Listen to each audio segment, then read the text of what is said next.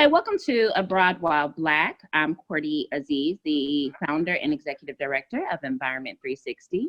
I moved to Ghana 10 years ago, and today we are talking with Jonathan Johnson, who lives in China. We actually have a great connection because all of us went to an HBCU, the Jackson State University. So thank you for joining us today on Abroad While Black, which shares stories of Black people in the diaspora that live throughout. Thank you. Thank you for having me. It's a pleasure. Good to see friendly faces again. Glad to see Jackson State all over the place. It's great to see you as well, Jonathan. We definitely look forward to hearing more of your story because one of the things I read when reading your bio is I didn't realize your people were from Picayune. And I tell people, you know, there are certain cities that if you're not from Mississippi, you have never heard of.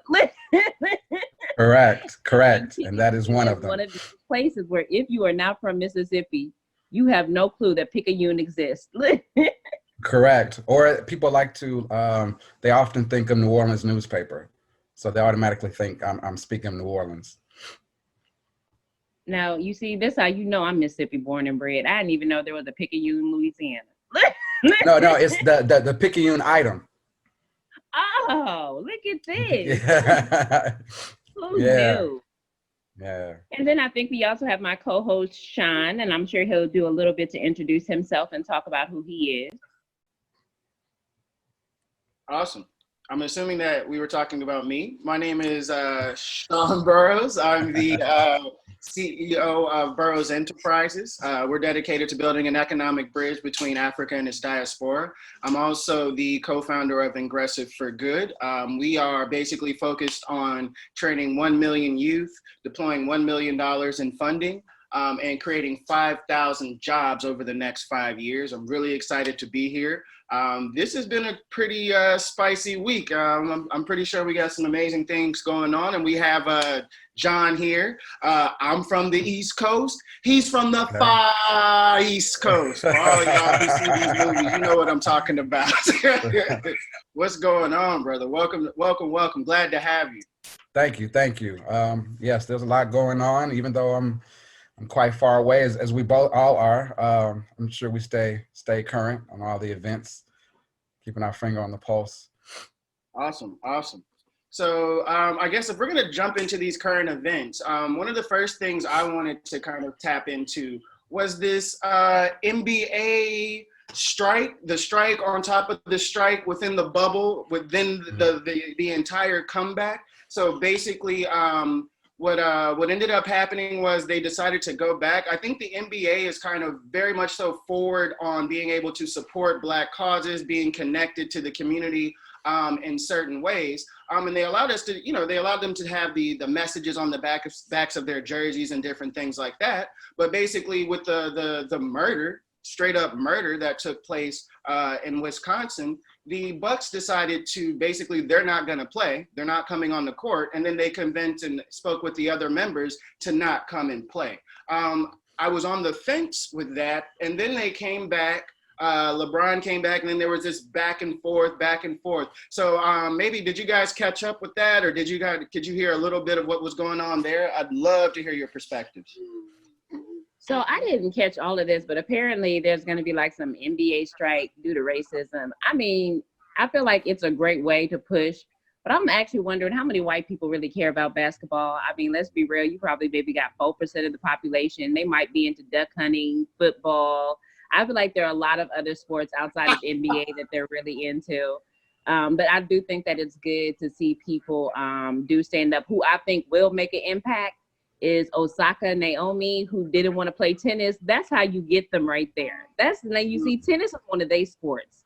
So her not playing because she feels like people should be focusing on race, that says a lot. This is also the same girl that renounced her U.S. citizenship so that she could actually play for Japan for tennis in the Olympics.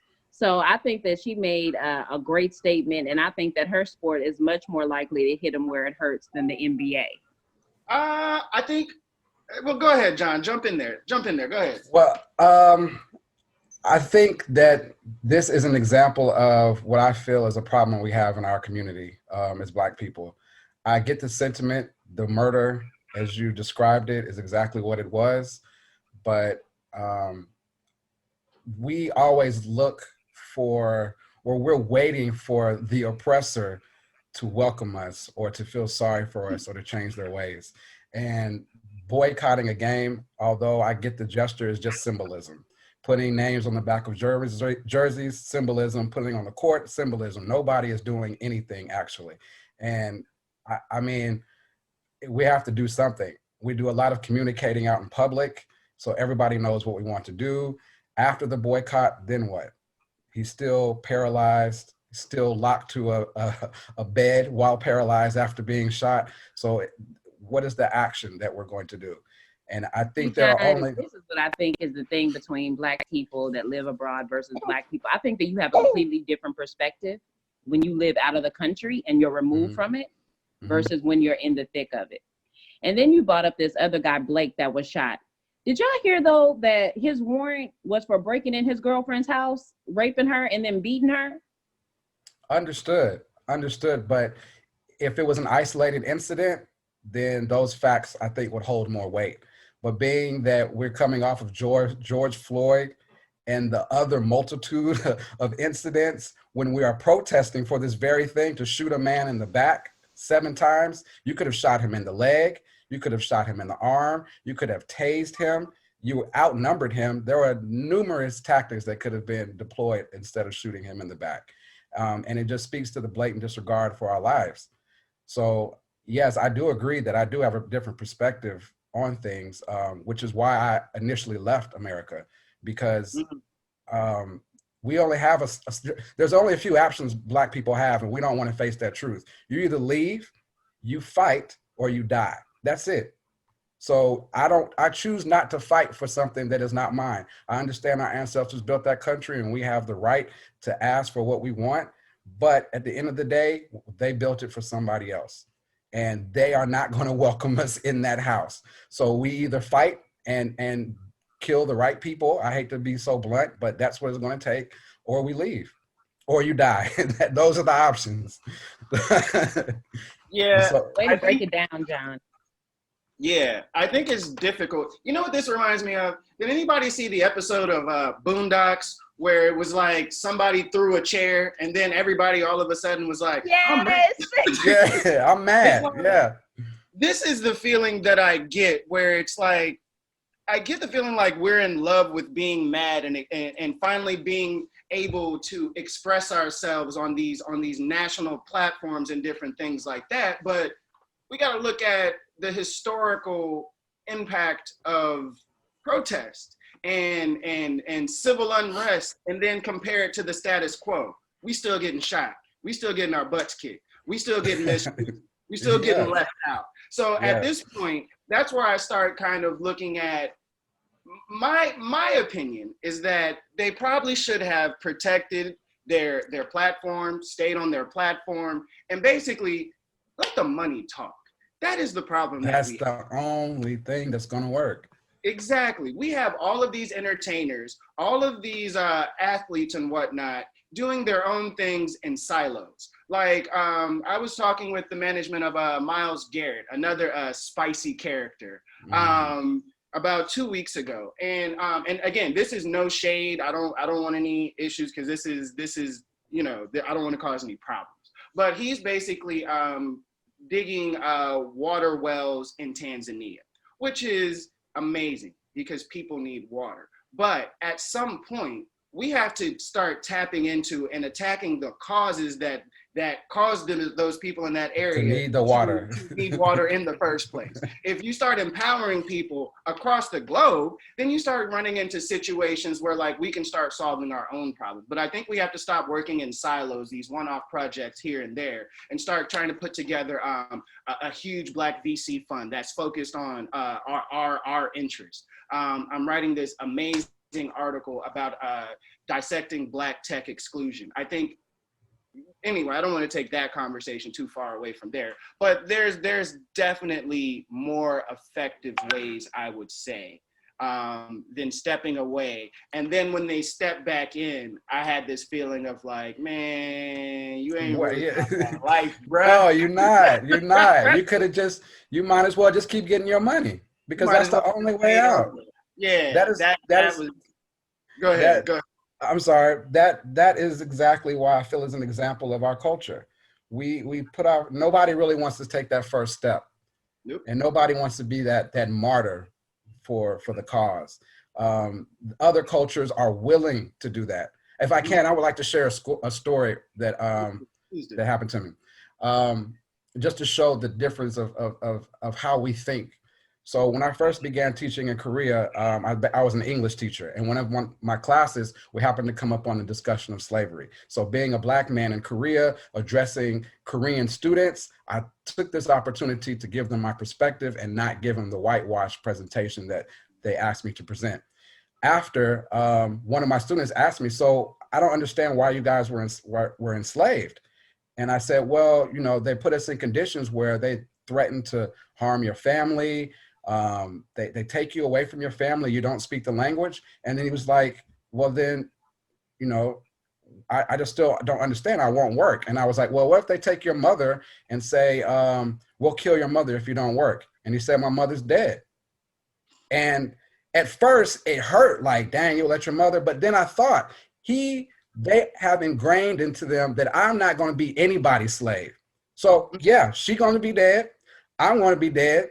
And you're not going to have no slaves, because we're not going for that. By Yeah. any means, we're not going for that. And that thought process I think he was in grade 4, to have that thought that early, it really threw me off. And that's something that I don't think we have that, not in as a You group. know, Jonathan, I think you hit a great point. That is a profound, just the willingness to do whatever it takes not Yes. to be a slave or not to fall back in the same trap. And this is why I do think that African Americans are caught in a circle, because nobody, like you said, has this commitment not to fall back in the same trap. So it's one of these things where, like, if I'm comfortable in my bubble and my life seems to be okay, I can't really be upset or involved in the oppression of other Mm, people that look mm, like me, that sound like me. And that's why I said, like, it's very interesting even when you see the leaders that are rising up, because they're from the hip hop community.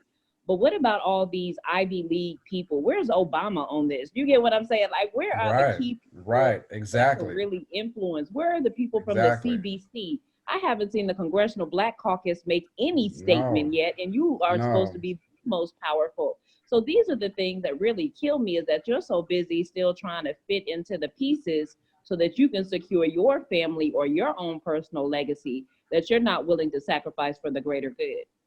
Correct. And that's exactly the point. Like, other cultures will sacrifice, and they'll try to do things, even if it means their life or sacrificing their family. They'll try it so that the next person can advance. And we are not doing that. If I'm good, you need to get good. Yeah.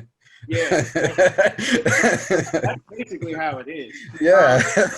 I think you reminded me of two different things that I think it's important to remember as well. Because this reminds me of the story of, I believe it's called Ebo Landing, where basically you had one of the slave ships that landed and was offloading slaves from Nigeria, basically, of the Ebo side. And basically what ended up happening is those men still in chains basically walked right back into the water and drowned themselves. They was like, nah, That's what. No, man, I'm not going. we good. I heard about what y'all doing over here. Right, right. I'm not going. So there's that one, and I think that the civil rights movement and other programs, policies, and whatnot in the U.S. have given us just enough to feel like we have a stake in the American dream that we need to protect. That we don't necessarily, we can't go out and help somebody else because I need to hold on to this little small piece of whatever it is that I have. It's this scarcity mindset that we have, that we don't realize that there's more than enough for everybody if we are responsible with how we address ourselves and our resources. And as far as the fear that taps in, I would say, and even like where we should go, or where the logical conclusion is, I think everybody needs to realize, and I heard this on Shannon Sharp from Shannon Sharp on ESPN First Take, and it's kind of been leading my entire week. Probably I'll keep this with me. But he says, just keep in mind, every day you live your life, you're writing your own eulogy. And I know at the end of the day, when people stand up and talk about the life that I live, I know there are certain things I will not allow them to say about me. There are just certain things that they will not say I participated in, I helped happen, or I had a hand in the decimation, the oppression, or the obstruction of my own Black people. Will not happen, not on my watch. Right. So with that one being said, there's another one. This one cut me deep. It hurt me. I have to start by saying R.I.P. Chadwick Boseman. The Black Panther, Wakanda, Mr. Wakanda Forever, passed away. And it's not only that he represented one of the, like, to me, like it's happened in different places. You have your different characters. I can't remember the guy's name now. He had a series, but to me, this was one of the biggest Black superheroes that kind of hit our community recently. I mean, you have your Blades, and you have your different ones, but this one was just a little bit different. And then when you really start unpacking the story and understanding that while if you look at some of the roles he was doing, some of the different people he was playing, you really start to see a sense of what we lost. When you start looking at, like, he played the first Black person in baseball. Hank Aaron. Not Hank Aaron. All I say is that if all Black people had this perseverance, we probably would be economically better than what we are. I think that this really shows the key of the fact that being determined and staying focused on your goal, you can accomplish a lot in a short period of time. I think it also goes back to what Jonathan said, is that you sort of have options in life. And I think Chadwick realized he had the option to either lay down and die or get up and live his life while he was living. And I think that these are key things that people need to take away from it, is that life is short and you have to decide how you're going to live that short period of life. Are you going to live it in turmoil? Are you going to live it fighting? Are you going to live it putting your energy on negative ththings? Or are you going to live it to create legacy, to move forward, to do something different? But I think that for me, it is just a matter of he illustrated personal choice of what you get to do with your life. Yeah. And didn't tell anybody, and we found out later that he was struggling through all of these different things. Again, James Brown, all these other Jackie Robinson. Yeah, Jackie Robinson, James Brown. There's a few other prolific Black characters that he played, but again, he played into 52, which was just recently. I think he's played in a lot. I think he had about maybe 5 or 6 different prolific roles that he played during the time that he had cancer. Exactly. And then in doing a little bit of research there, I realized that he was an example of what we have to do within our own communities and our own cultures to kind of like go forward. So basically, he kind of was launched through a program with Felicia Rashad, the illustrious Miss Claire Huxtable. Yeah, the Claire Huxtable.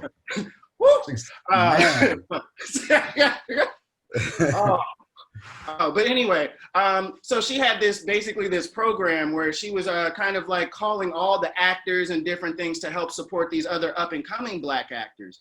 She basically put up a phone call because there was a acting class that was going on in Paris or something like that. And basically they wanted to go, but they didn't have the money. So again, she called her people, and one of the people she called to connect with Chadwick Boseman was Denzel Washington. And in one of his speeches for getting an award, he mentions that one directly. But you kind of see a situation where you have like the old guard of Black actors who still had that spirit of us working together and whatnot, and kind of pushing the next generation up, kind of spilling into this guy. And then you see the type of movies that he's producing. You can tell that what they poured inside of him definitely impacted them. And he had 2 amazing examples of how to communicate. How to participate in your Black community. He did. So that was, yeah. But yeah, please jump in, John. I loved his work. I think he exemplified what it meant not just to be a Black man, but as a human, as a man, because to be going through cancer, there's no telling what he had to endure, and to be able to continue to produce movies or act in movies while doing that. And his team has to be amazing for nobody to say anything. Let's With just talk about the team.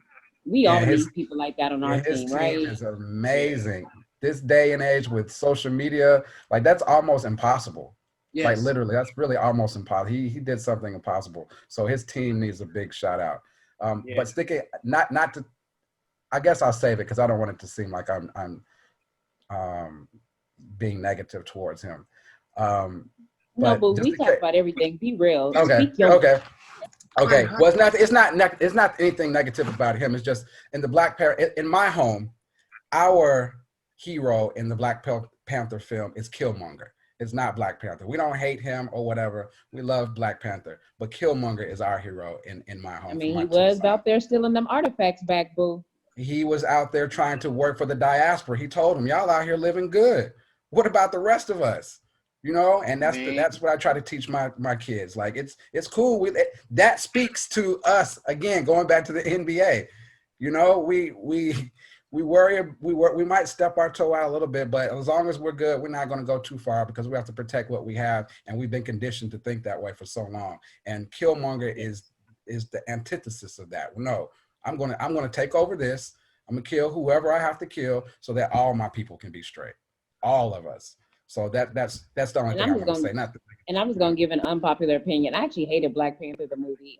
I don't see what all the hype was about. I'm happy that Black really, people responded to it and they felt it was good. yeah, Whoa. It Whoa. got thumbs yeah. down I for mean, me. I've tried to oh, watch it I on two can't or say three that. separate occasions, and I'm never moved. Really, I'm not into Let me it. bless you. Like I don't think it's the greatest. You Let me want to see bless you one of the for you. greatest Black films ever? Let's talk about Colored Girls Who Considered Suicide When the Rainbow Is Not Enough. This is a classic film. oh, I'm not up on that one, but Let me give you that actually is an amazing movie, but it was sad. Did you see what happened to Janet Jackson at the end? That is see, I, I'm gonna put that one to the side. Um, I I'm haven't gonna put seen that that. to the side. But let's jump into the let me unpack why you should be beautifully attached to it. When I went to this movie, I was in Nigeria, and when I saw the movie, I was choked up. I was almost in tears just seeing what I saw. Just the sheer power of it, seeing all these different things you used to see in National Geographic, us looking like we were somehow these savages with a bone through our nose and all this other different stuff. And they connected it to us not having access to technology, knowledge, information, all this different stuff. Black Panther took all of those elements that came from different corners of Africa and positioned it visually in a way of power more so than the rest of the world had, which technically more so aligns with the way things used to be.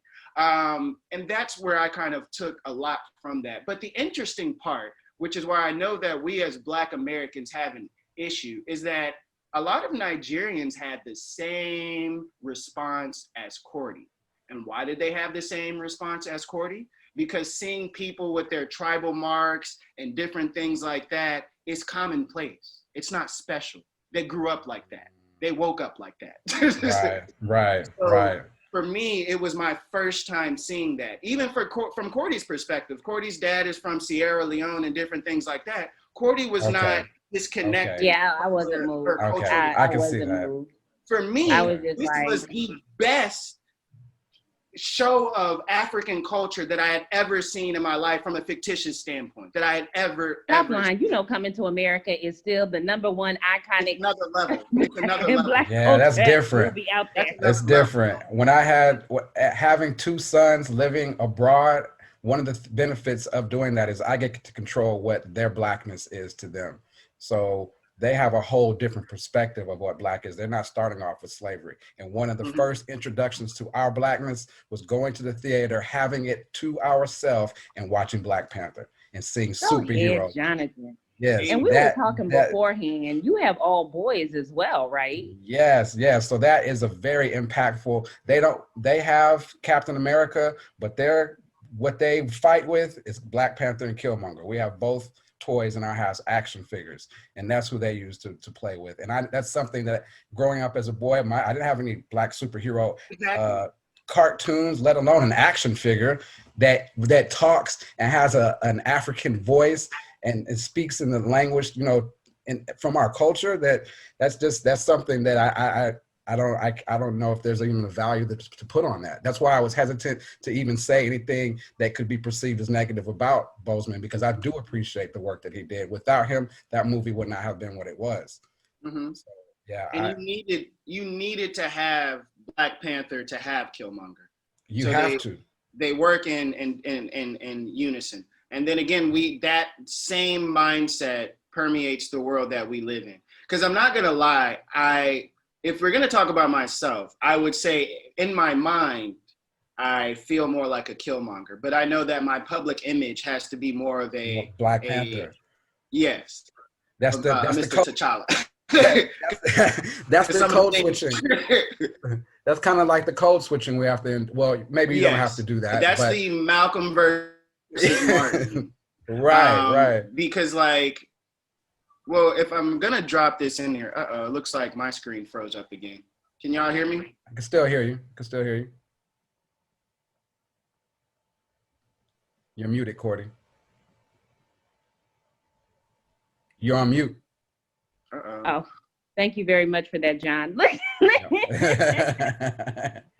So one of the things, though, I think we can go ahead and just sort of do a segue because, as you mentioned, you have lived in Asia for how many years now, John? 10 years. 10 years. 10 years. And Wow. I know you were talking about one of the things that sort of prompted you to leave America is you didn't like sort of the way things were going. Maybe can you elaborate on that a little bit? What were the key points or the breaking point where you were like, you know what, I'm gonna utilize this passport and get out? Well, I had the advantage of growing up in a military household, so I kind of globetrotted when I was young. So I had that perspective already. But Cordy, as you know, in college, I was somewhat militant. I was for the people. I thought differently, and I had some conversations with people. I wanted to go in politics. I didn't know which way I wanted to go. So as time went on, we all get sidetracked. I got sidetracked doing things that in areas I shouldn't be in. And one day I woke up and I was about to be 30, and I found myself in a position I didn't need to be in. And if God didn't have me, I'm not real religious, but whatever the higher power is didn't have me at that time, it would have been real ugly because, Biggie says, broken 30, give us the chills. And that's definitely what was going to be happening. So after that day, you're on mute again. So Jonathan, I know you, but I don't know how comfortable you are sharing much of your life. But one of the goals of this show is to really show people that you don't have to be a certain type of person to live abroad. Like you don't have to fit in this cookie cutter. I went to X school. I've done this in life and I have an interest to move abroad. So I don't know if maybe you want to share a little bit more about where you found yourself at 30, because I think 30 is a pivotal age. Because I actually moved to Ghana at 30 as well. That was sort of like my impetus. So I'm just curious, like you were saying, like one of the things you felt you would definitely, but maybe just share, if you're comfortable, a little bit more of that backstory about, just that moment where like, you were like, you know what, I'm better than this. Okay. I'll say it as best as I can. I'll share as much as I can. So in my younger days, I was I would have fell into the stereotypical African American paradigm. I was doing a lot of ratchetness, but I was always for the people. So there were certain things that I found myself doing that I stopped doing because I saw it was a detriment to the people. I had conversations with certain friends, and maybe our actions weren't right, but we wanted to turn the tables on other cultures because they were inflicting harm on our people. And instead of us doing that, we thought about, well, let's do it to them. So saying that to speak to the mindset of how I was when I was younger. When I turned 28, I was trying to distance myself from those activities.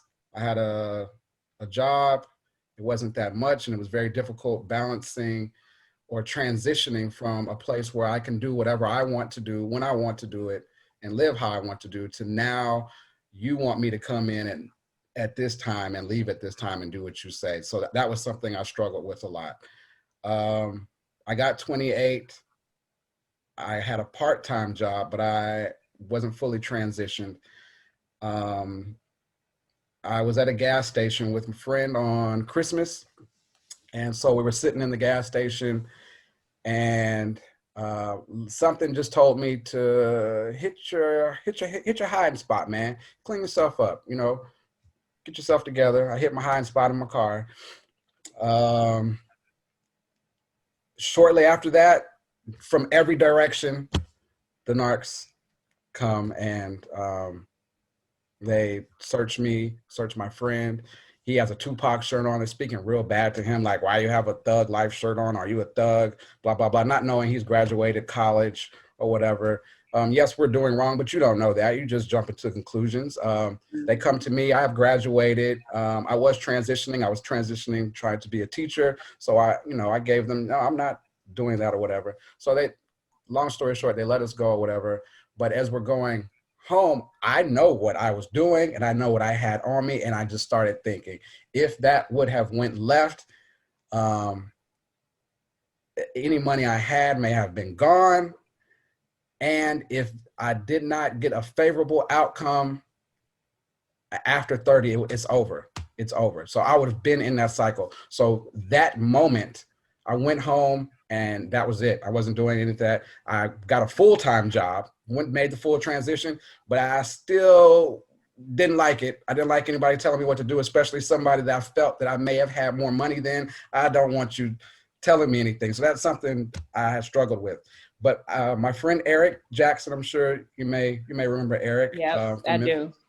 Jackson State. He used to call me all the time saying, man, you need to come to Korea and get some of this free money, man.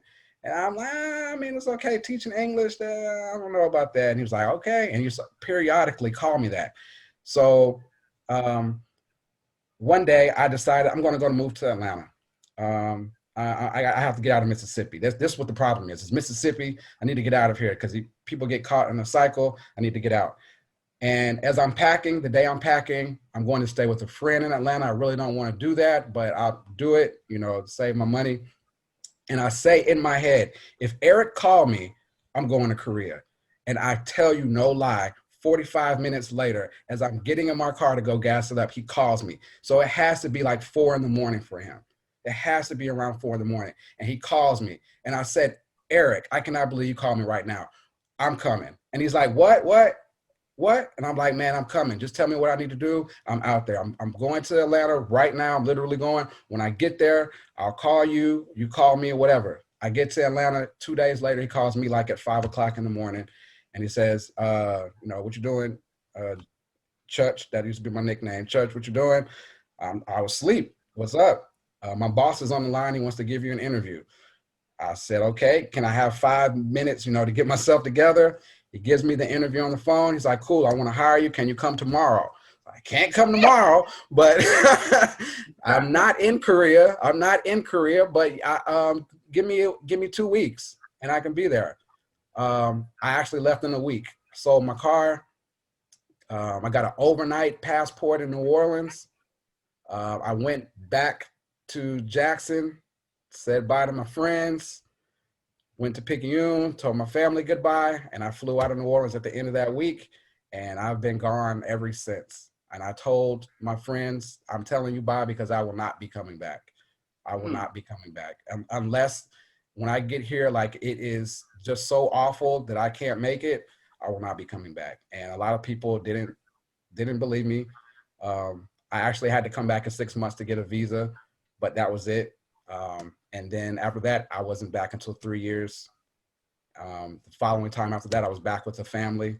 The time after back, I was with additional son. So, and I've been here ever since. That is such an amazing story. Yes. Yes. Yeah. Oh, I should add too, while in Korea, I met my wife, who is also from Mississippi, and she went to. You see, that's why I tell people, if you're not willing to branch out, sometimes you can't meet your destiny. Yeah. Yeah. You can. Yeah. You You can. know. Yeah. And I think also when I listen to your story, it really talks about the importance of what Sean was saying about the old guard sort of reaching out to the new guard, like those of us who do live abroad, like how do we help facilitate others to Mm-hmm. help do that move? Because like you said, if it wasn't for this dude you went to college with, you would have never even thought I about would have Korea. He never, was calling you to come, never, you still wouldn't have been there. I'm not trying to never. toot my own horn, but that's also how Sean ended up in Africa. I That's wanted to say that. yeah. I I had meditated for the first time because I was going through a tough period with my company. Basically, they were restructuring. I was working with Cricket Wireless. If you know Cricket Wireless, you know the Yeah. hood I was in. I was in Cricket Okay. Wireless in Chicago, in the Mexican. Oh, okay. Yeah, yeah. We was out there. Yeah, you was out there, Joe. um, well, yeah, basically, AT&T comes by as a company and is like, hey, you can also transition into AT&T and you got to take a 30% pay cut. And then they were like, or, and I was like, or, because you're not going to Right, give me 30% pay right, cut for nothing. I didn't do right. What's nothing the or? wrong. I'm not doing anything less. It's actually going to be more work. Give me my money. I took the Right. money and facilitated that process. But I was just on my couch meditating one day, like, man, like, how do I open myself up to, like, I know there's something bigger going on.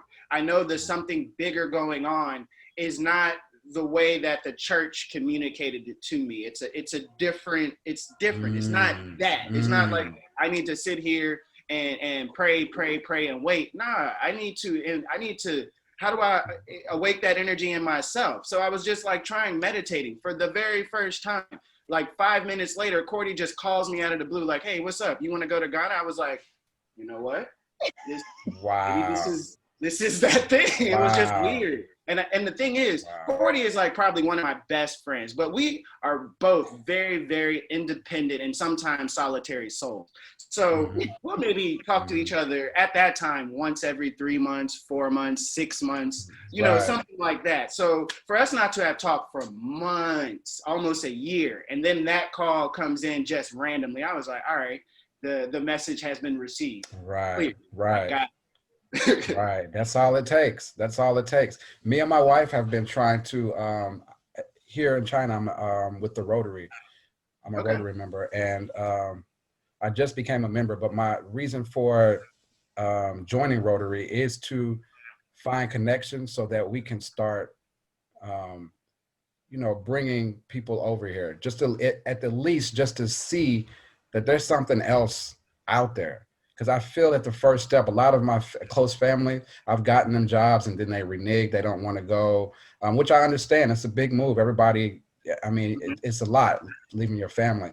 But I think just allowing people to see it, especially while they're young, I want to try to get students who are in high school still, or Yeah. even in middle school, and just let them see it. You don't even really have to do anything. You don't have to go to school or anything. Just come walk around and see that there's no, like here in China, there's no police riding around patrolling you, even though they say it's so communist and so oppressed. That's what I had in my head too, coming from Korea. I was adamant about not coming to China because I thought if they pat you down and go in your pants in America, what are they going to do when we get to China?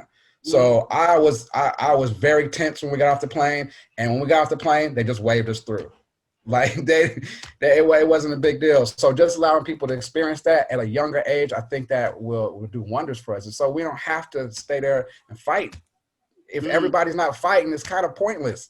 Yeah. It's Yeah. kind of everybody Yeah. is not fighting. It's pointless. It's the same thing with the NBA. Yes, the Bucks did it, but you guys didn't reach out to the other teams. So what you did was kind of man, Mm. luckily everybody got on. Luckily, but y'all could have been looking crazy.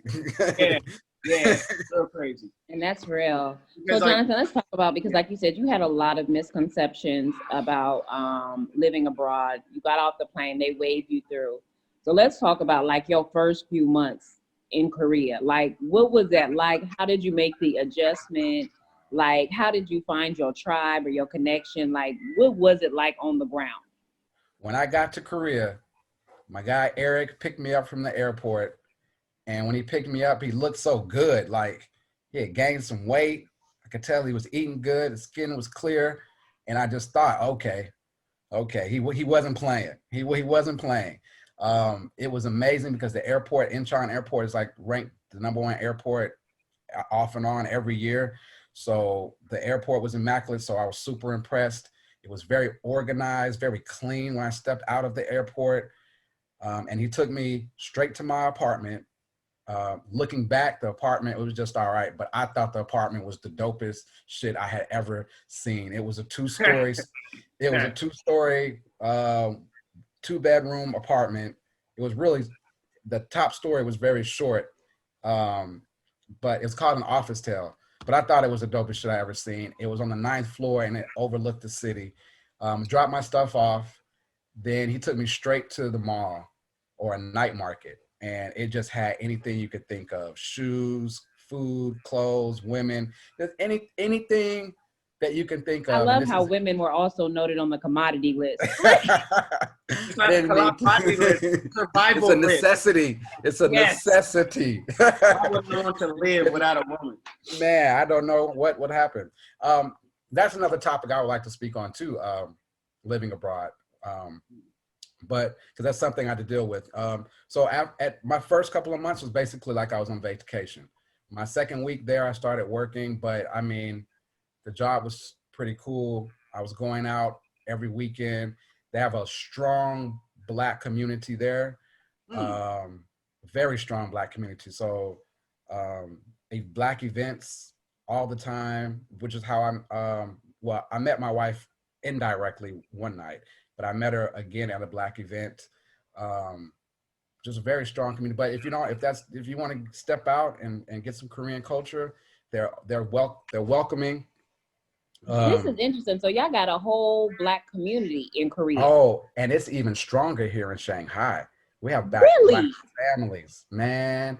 I have a friend. I told you, we were speaking before, and I didn't know, but I have someone I went to high school with in Picayune, Mississippi, lives in Hangzhou, China, and she just did an article with BBC speaking about introducing Blackness to Chinese students at the wake of George Floyd.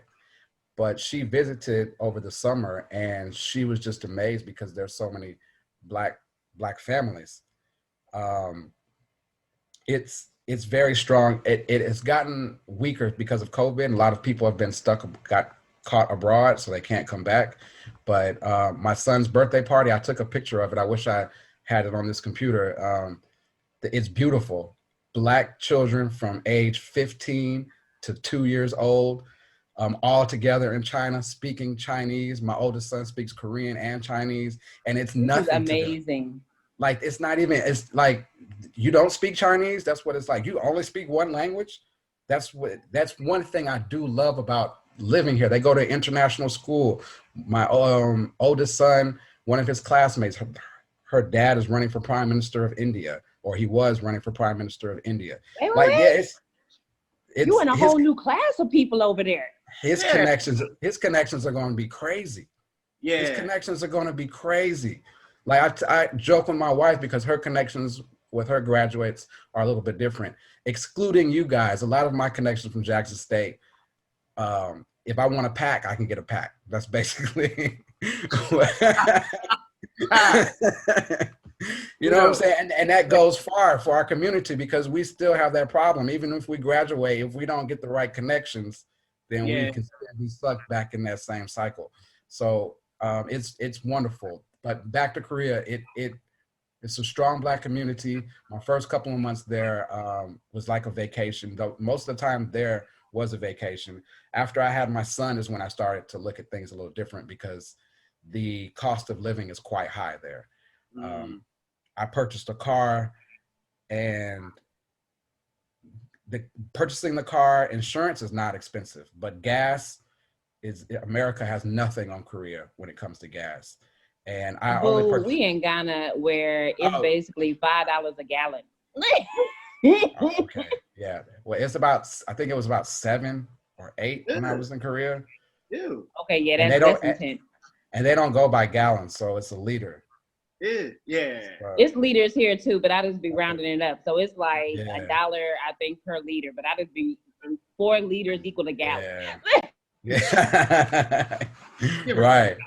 Right. So, I mean, it was cool, but that cost of living, I only purchased the car so that we didn't have to take public transit because that is one thing. We're still black and we're still in Asia and people still like to look. Sometimes they may want to get a little touchy, and I wasn't having that with my child, especially my first child. I was a helicopter parent to the max.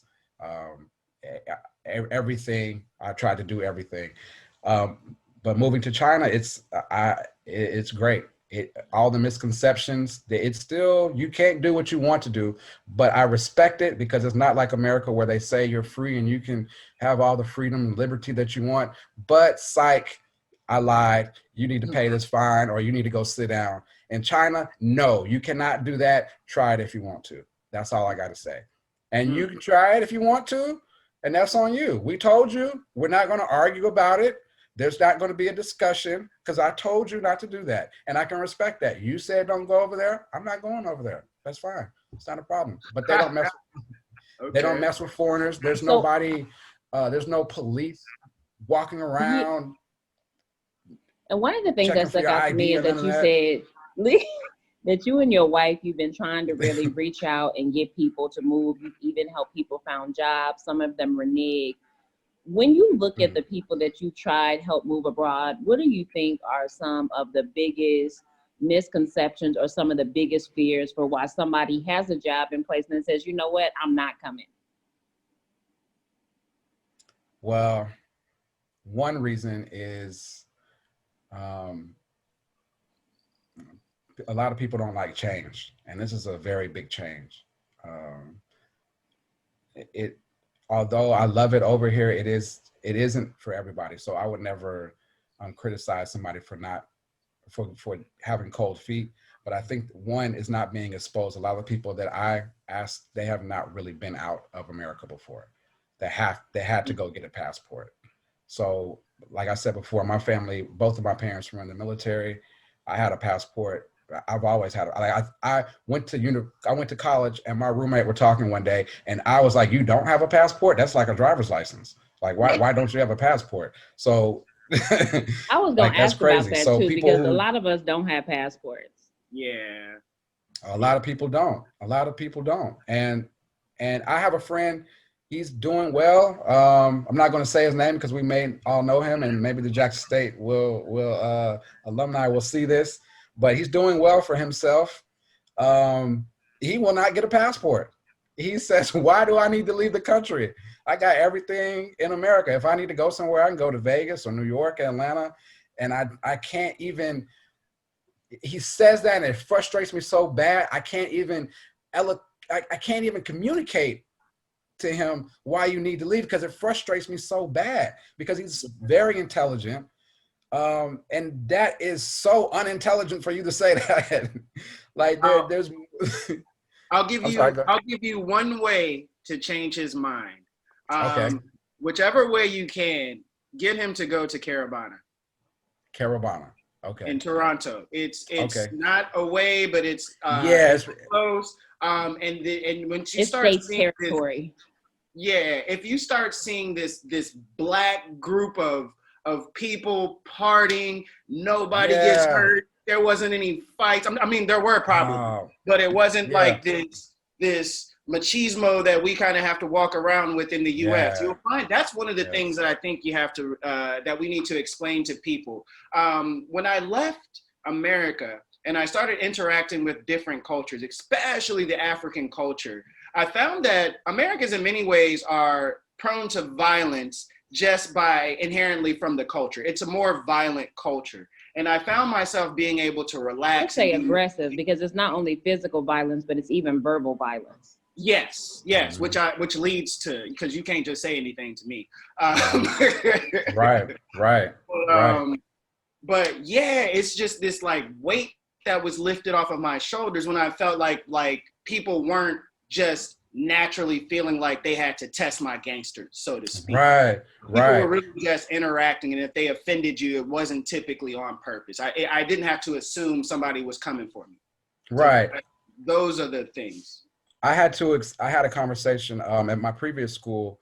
There are a lot of West Indian Mhm. teachers there, And some of them would say to me like, you're cool, man. Like most African Americans, we don't really get along with them. Like they have an attitude, and or they think real highly of themselves. And had to explain to them that living in America, we go through so much daily that if you get a job at McDonald's, you're going to feel like you're the shit. Yeah, you Even have if to be aggressive to somebody make else it as a Black person in America. you You don't have have a to. choice. You Mhm. you don't, or you're going to get washed away. And Yep. so even minimal accomplishments, we take a lot of pride in them, and we have to. So we have to think highly of ourselves, and that could be a mechanism to preserve ourselves from all the nonsense we deal with and not breaking down. But so when you see the next African American, and they may be aggressive, or they may have a lot of machismo, or you have to give them that benefit of the doubt, because you're coming from a culture of a homogenous culture. Mhm. In America, that's why another reason I don't think we're going to get it together, because we're not homogenous. I know that's a conversation for another day, but um, that is something you have to give us the benefit of the doubt for. Like, get to know that person before you just blanket Mhm. judge them like that.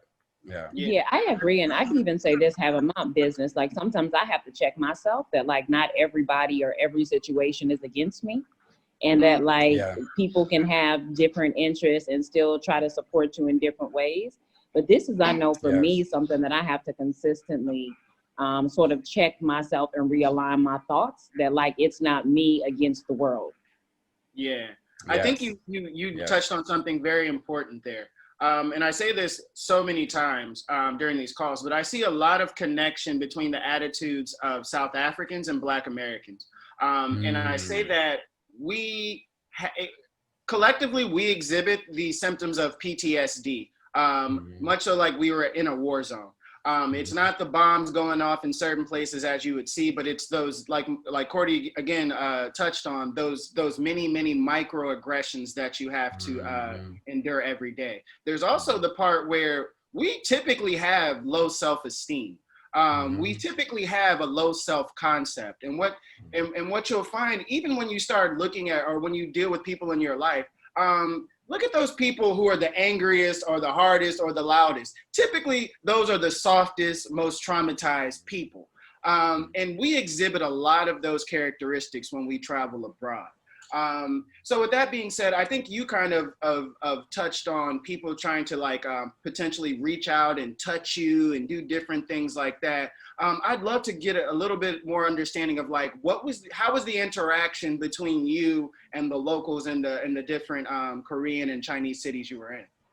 So in Korea, when I first arrived, I had long hair. I actually had braids.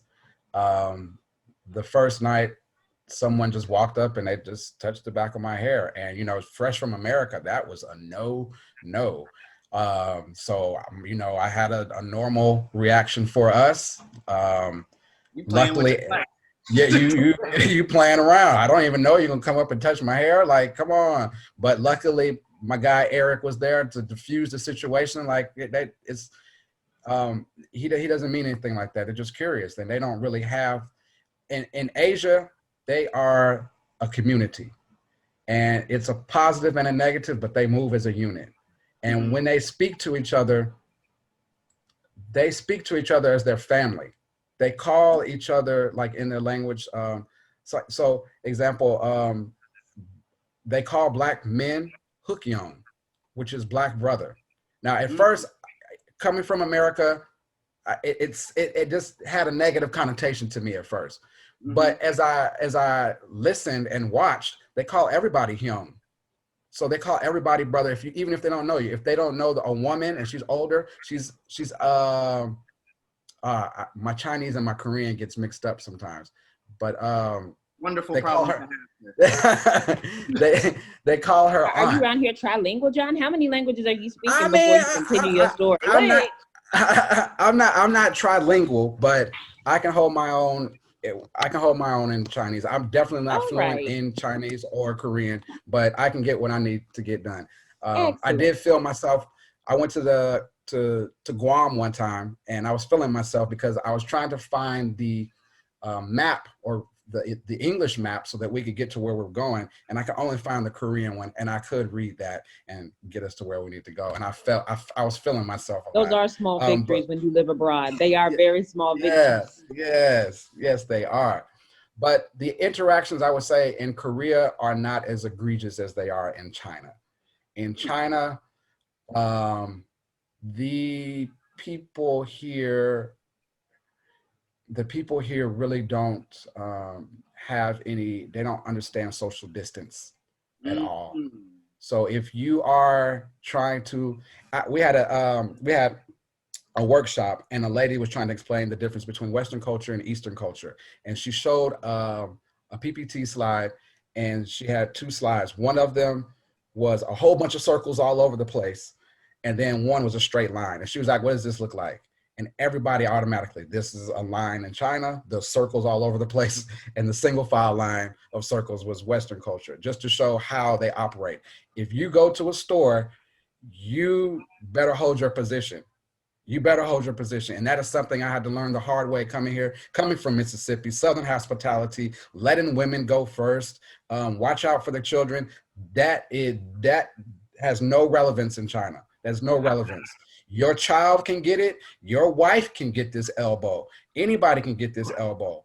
Okay. So you need to be ready. But in China, they will come up, try to touch my kid's hair, especially. My youngest son, he has very big eyes, and that is a big attraction here. So they like to get in his face a lot. I've taught him, he can speak a little Chinese, so he can tell them to get back. My wife has locks. They want to touch her hair. That they're just mesmerized. They don't even understand it. They don't know if it's real. They don't know if it's fake. So they'll walk up and just stand there and look, stare. They'll try to take pictures. And as Courtney can tell you, I'm not really a social media person. I don't have any social media. I have a Facebook, but not really. So I'm really against pictures. I don't have pictures of my children online and things like that. So a random person taking their picture, that is something that I will never get. Yeah, that's not something I can deal with. But yeah, that is something that you would have to be ready for if you come to China, especially as a Black person. You're like a superhero almost.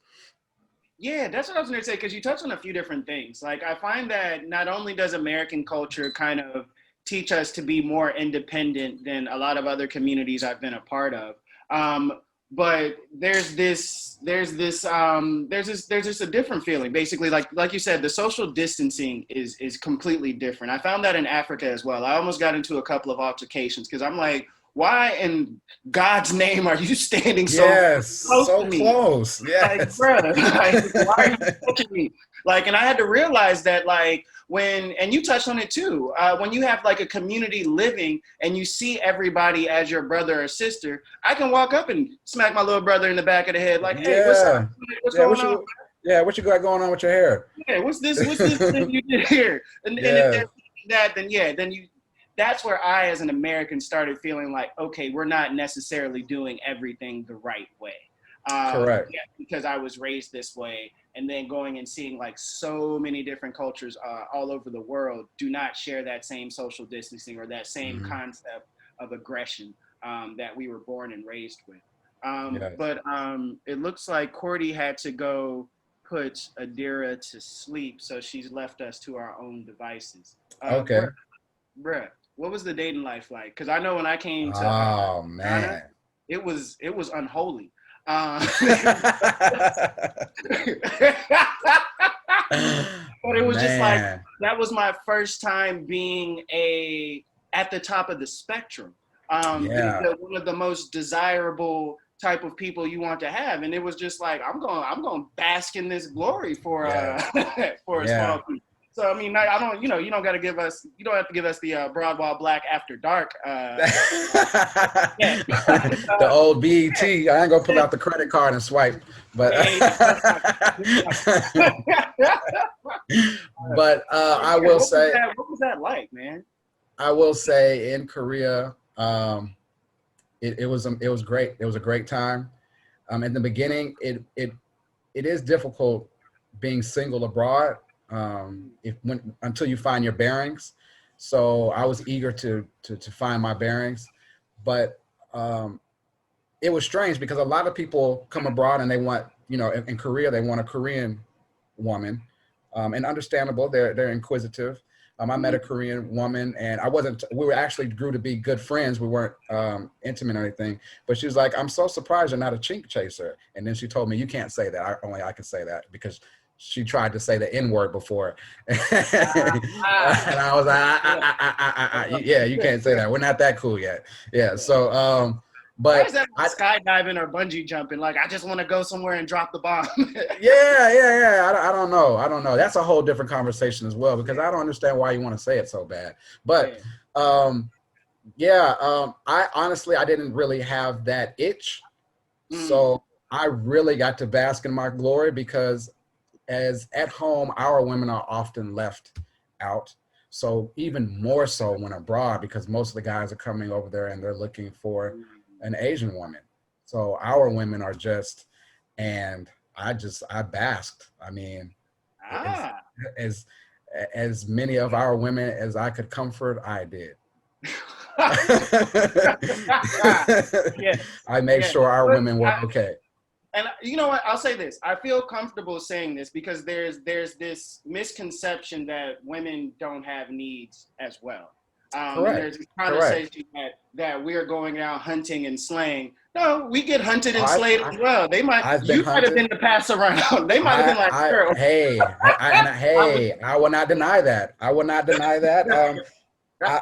I will say, I don't know if I should say, but I actually met, I didn't meet this guy face to face, but I was trying to do some business with in Korea. And the guy I was trying to do business with, he was there when I was there, but we never met. He's also black. But he had the itch for Okay. the Asian side. But he told me like, "Oh man, I saw your picture. I remember you, man. All the black chicks used to love you." And so I was like, "Wait, what?" Like, so what was I being? Was I Pass being around. hunted or was I hunting? But he just keeps walking into the trap. Every time. I don't know how I really feel about this. Only woman on the call. So we were just talking about the church and how how it's going to churches in Korea. Yeah, could you touch on Yeah. how are people feeding their souls there through the sweet love Oh, of Jesus? honestly, they were feeding their soul. You will be surprised how many. Honestly, there were so many churches in Korea, which Okay. I was very I feel like surprised. here in Ghana, though, we get a lot of Korean missions. Like we at my Yeah, particular church, we've had a lot of Korean really, missionaries that come over. man, they don't play about that church. I was very surprised. They have mega churches. That's why the coronavirus broke out in Korea because somebody went to church and got the whole church infected. And oh, well, they go out proselytizing, and that's how it spread because they went to church when they weren't supposed to, and then they were out greeting the people. So Was out yeah, laying the church hands, is very laying big. corona hands on people. They was yes they were. Yeah. Sorry, Yeah, I know I but threw you off. no, you're good. I get it. I get it. I will say too though, going back to the people touching and being curious in Asia, um, a lot of people like to say it's racism, like when they take the pictures, or sometimes you get treated different. But I don't think it's racism. I think it's true ignorance. Like they really haven't Mm. seen any black people before, and I just try to put You, myself in their shoes. Like if you I've know, I never have to seen a agree with black you, person John. before, I think black people are so used to being marginalized that they think anytime somebody takes interest in them or says something to them, that it's racist. And I even see yes, hypersensitivity to racism now in the US. It's like you can't do anything. You can't praise you black can't do people. You can't anything. have commercials. They got the wrong No, skin tone on there. You Mm. can't like even use a word in a different way. So it's right, like now I feel like black right. people are so hypersensitive that they don't understand that sometimes other cultures are really just having a learning experience. And not to excuse, of course, there's white people that are just flat out racist, but some white people are also having a learning experience in the Mhm. They US. don't Not know. everybody knows everything. We all come from different backgrounds. We're all different. And I think that this is even why racism is out of control, because people can't have dialogue about it without being accused of being a racist. So the moment you don't Racist, understand correct. something, and like you're trying to sort of see why somebody's hypersensitive about it, automatically that person is just a closet racist and they don't know that they just don't like black people. And it could be the case, but it could also not be the case. Hmm. Well, It could I'm be. fine with hypersensitivity in a certain context, because I look at what the Jewish community has been able to do with their hypersensitivity, which is there's a collective understanding around the world that you have to be very careful what you say about the Jewish community, or they will come and shut your stuff down. Um, But and that's the That's the slight difference, though. They can what's that? come shut your stuff down. They That's can what I come was That's shut a your about. stuff major down. difference, is That's what that I. Jewish people That's traditionally have been bankers and other influential people. And once exactly. again, they're politicians that are in key place stands up for them. For me, it always comes down to politics. That's why this whole black people raising for Biden and on the thing because Kamala's there. Like somebody put me in a Biden fundraising group. I wanted to tell them, boo, I would never give my money to any of these candidates. Like if you think that just because somebody is the lesser of an evil, it makes them not evil, I don't even get on with that. Mm. Well, you got to look Man, at how politics works. Politics is fueled by money and economics. So you do yes, have to fund them because But the if that's the problem is case, and black people like Cornel West was doing, we should really have our own party if that's the case. yes, but the we don't Black Because put when money it comes Nationalists. to behind it. spending power, black people still spend our money in the wrong places. And But Right, this is why I think the Jewish are also, because all of these people have political action committees. Where's the black pack? exactly, exactly. right, From that, yeah, there, yeah, there's nothing else I can say yeah. because that's the problem. It's not the fact. It's the organized disbursement of money going towards interests that benefit our overall communities, as opposed to let me give money to this candidate in some unorganized way. Nope. If you want to get Yes. our money, we have All I know. collectively So, put but this together brings me a to pot another of interesting. $2 million. Jonathan, You have are to you use voting just the abroad? pieces to get it. What's that? Do you vote abroad, Jonathan? Are you voting this year? I I have never voted for any president. I will participate in the local election, but I'm not voting for any president.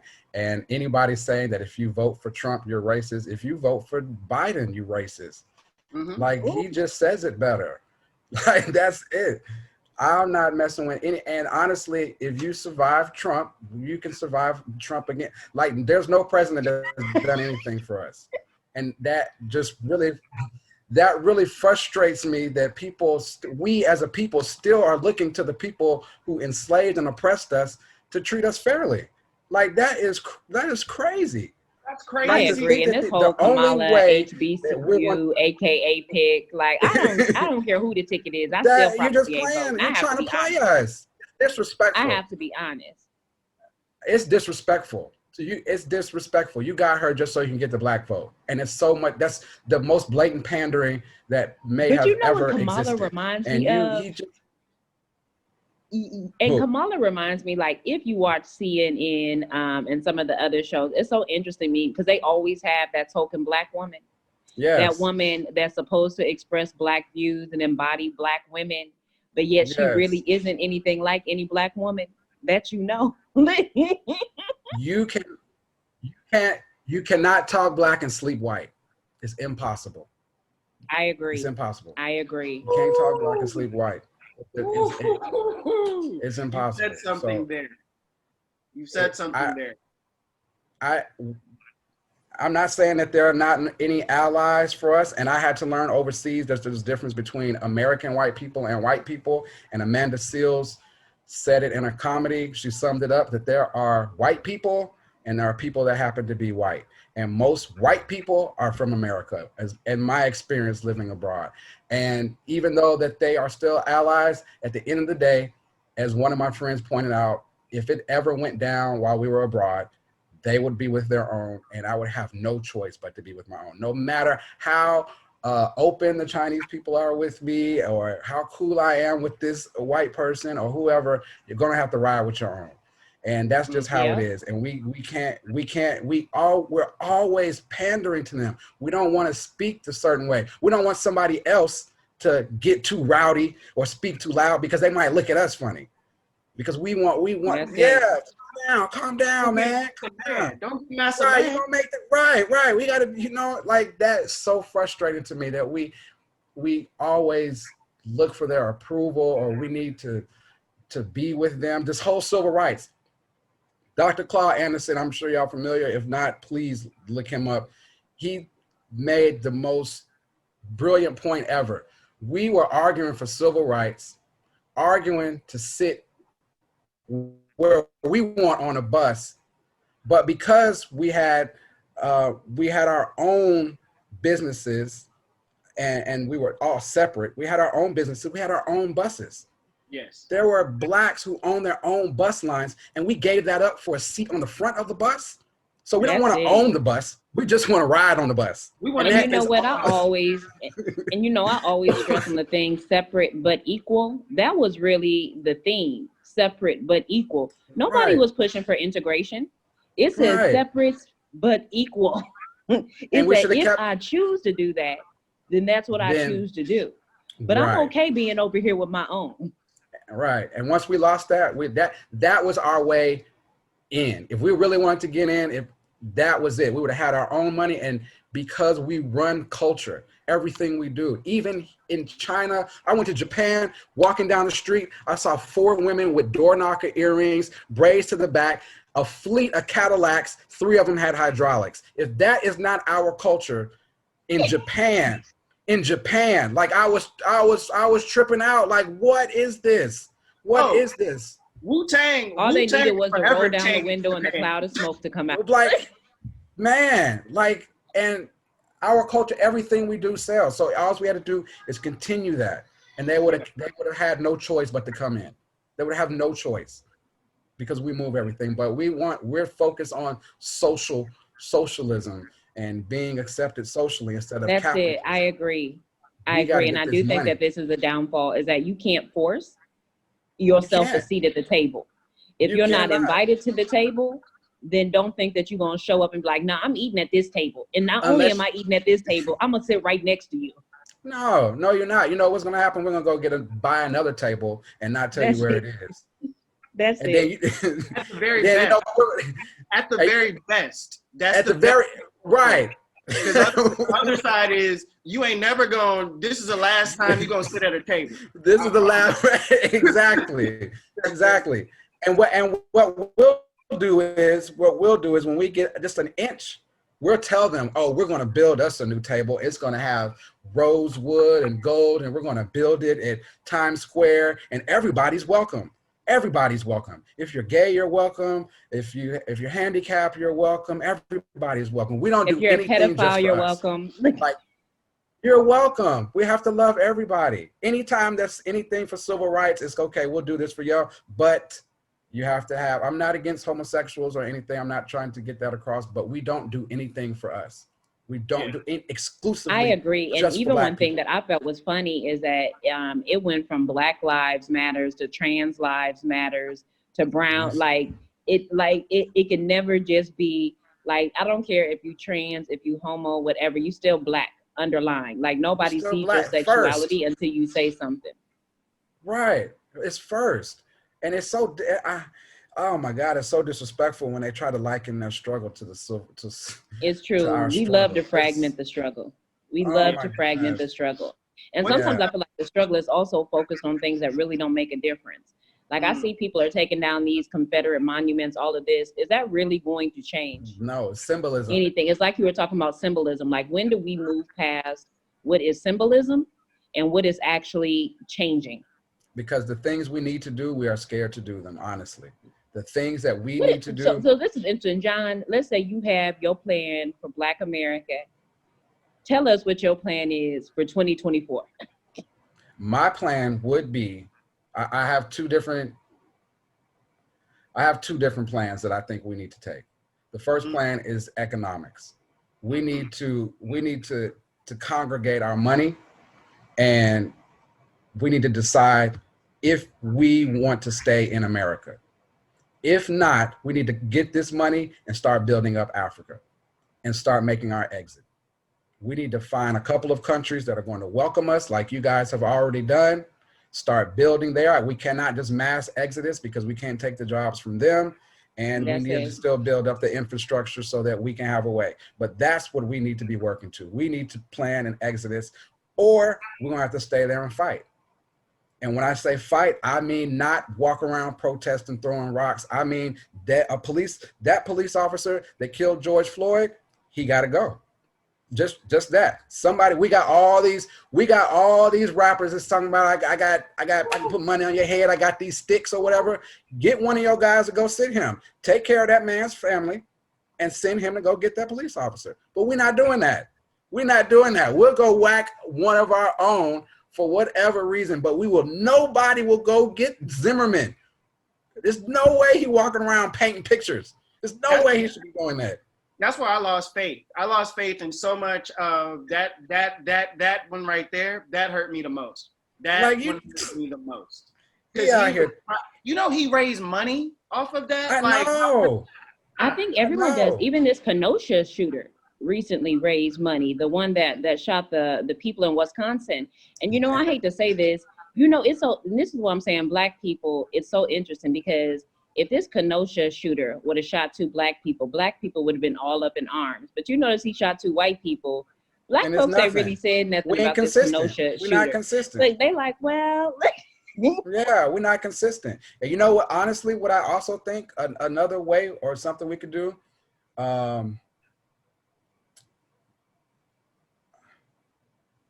You radical now. You might as well go ahead, John. You in there? Yeah. Jump on in there. We already talked about taking I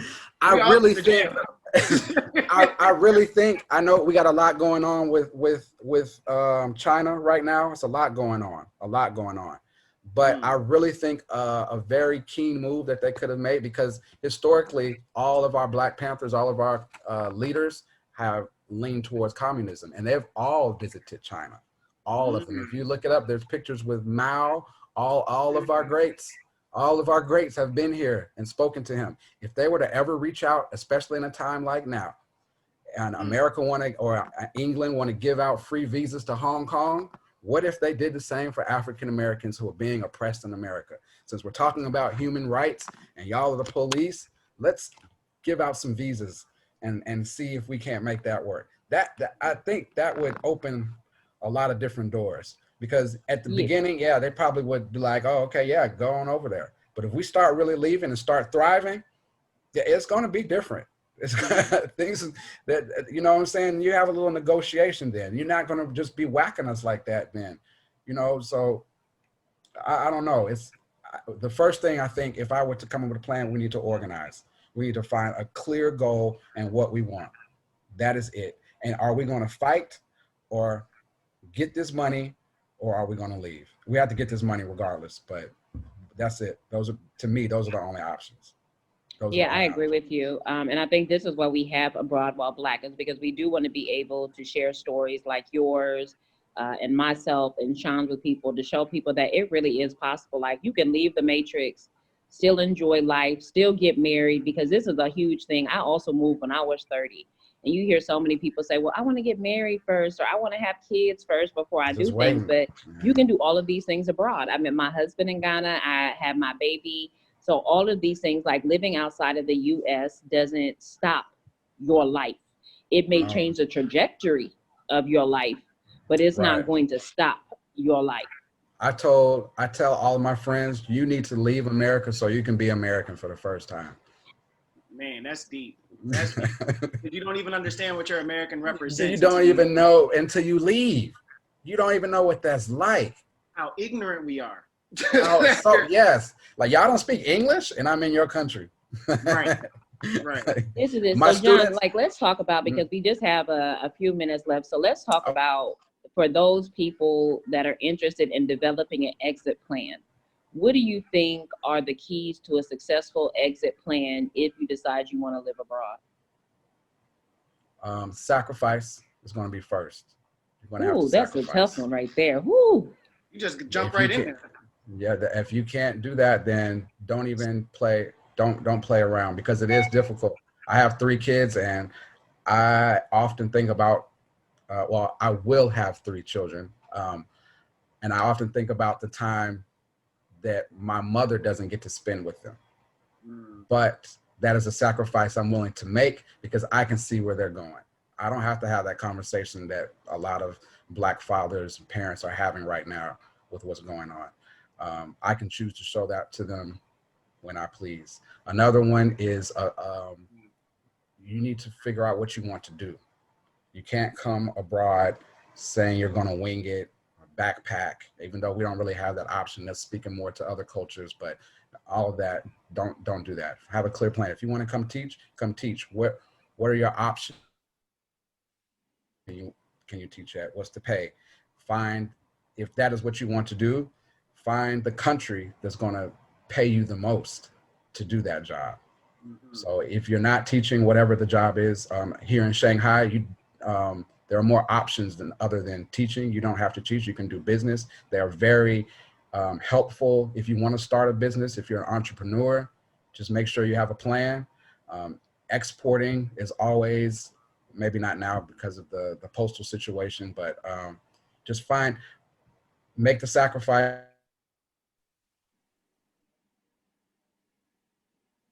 That is something I did when I went to Korea. Although I didn't plan on coming back, I did buy a round trip ticket, just in case. But and figure out what you want to do and find the place that's going to pay you the most. I think that's what you need.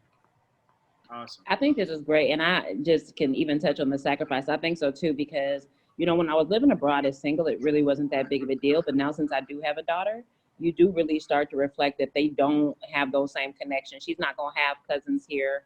Her aunts don't live here. She can't see her grandma on a regular basis. And it does hit a little bit different sometimes, like when you really think about the big picture. And then when people look at, okay, I want to move abroad, how do I maybe find jobs, this type of thing? Are there sites or other resources that you know of that if people are interested, they can maybe take a look at to sort of see, okay, this is sort of what I want to do. How do I get out there? Honestly, how I find my jobs or found my jobs, other than with Eric, I will Google schools in the city that I choose to go to. I don't go through third-party vendors or recruiters, even though some top schools will go through a third-party vendor. I can only speak about teaching. That's what I do. But I contact the schools directly. Usually they'll have their HR department listed on the website, and I'll send them an email, CV, my background directly, and that's worked for me. It's worked amazing for me. I'm not sure that's for everybody, but you can do a simple search wherever you're going. Wherever you're going, most schools, if you're going through the school route, you can just type in top schools in that city. And once you find one of the top schools and you apply to it, if they go through a vendor, then you can use that vendor that they go through, and then they'll link you to other schools if need be. There is a website. The name leaves me at the moment, but it does have other opportunities other than teaching. So if you want to work in a restaurant, there are a lot of foreigners who are managers. Like we have TGIF. We just opened up Popeyes. Oh, that's cool. Recently. Yeah, we have everything. We have Cheesecake Factory, Okay, so now I'm Popeyes. going to task you to get us the name of the website so that we can post it. When you find some time, dig it up and I then will do shoot it that. to us so that we can post it. Because a lot of people don't think about restaurant and bar jobs, I'm sure, abroad. Yes, they have Nike. They have Google. I'm not sure what your qualifications. That's not going to be, and you need to be qualified for that. Adidas. There's a lot of positions here. I'll find the website, but there are a lot of different positions. It's not just localized in school. I speak to school because I teach. But yes, there's so many opportunities. It's just once you're saying I'm willing to make that sacrifice, then find it. Honestly, you just have to be willing to find it. If you want to do something, you'll do it. My mom used to always tell me, it's only hard because you don't want to do it. That's the only reason why it's hard. See, mamas give the best advice. The best advice. And I use that on her sometimes, but but yeah. Sean worried about a chicken biscuit. It Like we're not even did. gonna discuss that. It actually John. did. I never had it. I will send you Send me a send you a picture. I ain't never had it. I actually haven't had it myself, but I Okay. do have a picture of the line when it opened for that chicken biscuit. And the Wow. So line in fact, was, John, another thing I'm going to task you to do, it would be great if we could get like some pictures or some little videos, just a profile sort of what your day-to-day life is so that we can post it for people. Because like you said, a lot of times we do think it's fear why people don't look at moving abroad and that they are very comfortable. But I think the goal of Abroad with Black is to start to expose people to these different things so that it becomes a lot easier for them to yes, be able to really achieve that particular dream and become comfortable. So if we could get the picture of the line wrap, it would be great. People need to know that you can get that chicken sandwich anywhere in the world, not yes, just in the yes. U.S.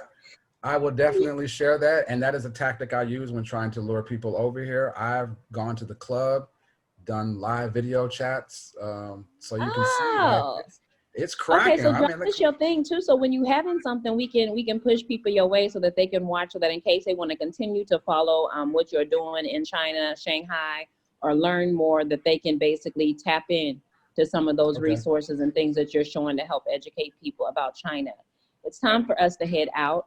So thank you so much, Jonathan. You know, we had to really coordinate for this because you are 8 hours ahead. So it's evening your time, morning our time. I know your kids are in from school. Did they find you? Yeah, they found me. They've been standing there for a little while. You see, that's how you know you raised them right. That's how they know the limits. They know. They're waiting though. So we thank you so That much was for the daddy giving look us right your Friday there. evening and really talking with us. Once again, I'm Courtney Aziz. This is Abroad While Black. We hope that you've enjoyed this conversation that we've had with Jonathan Johnson, who lives in Shanghai. Just speaking about his experience of moving abroad, what really pushed him to move abroad, his experiences as a Black man in both Korea and China, keeping us to the fact that there's a huge Black community, a strong Black community in both of these places as well, and even the new reality that he's creating for his sons and really defining what their Blackness is outside of the context of America. So thank you so much, John, for your time. We really appreciate it. We look forward to keeping up with you. Please send us once again videos, plugs, anything else that we need to share with the people watching Abroad While Black so they can continue learning more about what life is like in Shanghai. Definitely. And thank you for having me. It was great to connect with you. I hope to stay in touch and build. Yeah, definitely. You have to come visit now, John. We'll we'll, I will we'll be definitely. yeah. You Definitely. have we have to do like a little small JSU reunion West Africa site. I will Definitely. definitely do that. I will Yeah, definitely we do can that. do a crowd and hop over to Lagos and visit Sean. So it's just a Oh 45 man. minute flight. Yeah. That sounds So like a and my door plan. is open. Yeah, so you're more than welcome to stay with me. So all you do is get Yeah. your plane ticket Yeah. and we can crash with Sean when we get to Lagos. I'm offering up his place. Yeah. Oh, it's offered. It's all good. I got 2 bedrooms, so Oh, one for okay. you, one for her. Yeah, we're good. All right, bet. Thanks. And I will be in touch and I'll get that information out ASAP. Yeah. Awesome. All right. Thank you. Thank you so Also, much. We'll talk with you later. last thing. Abroad While Black, Environment 360, Burroughs Enterprises. Do you have businesses that you want to plug people in or anything like that? Anything we I should follow? I do not, but you can follow my wife, Zai G and Us. That's XIJI and Us on YouTube. I have a couple of Mm-hmm. videos sharing Oh, our cool. experience and We'll link them up. yeah, Yeah. check it out. Those are my children's names, so just trying to play on Chinese Love it. language. Yeah, Nice. yeah. All right. So thank you again for coming today. Everybody watching, make sure you remember, host some watch parties and different things like that. It's lit. Awesome. Everybody have a All right. good one. You too. Thanks again. Bye-bye. Until next time. Bye bye.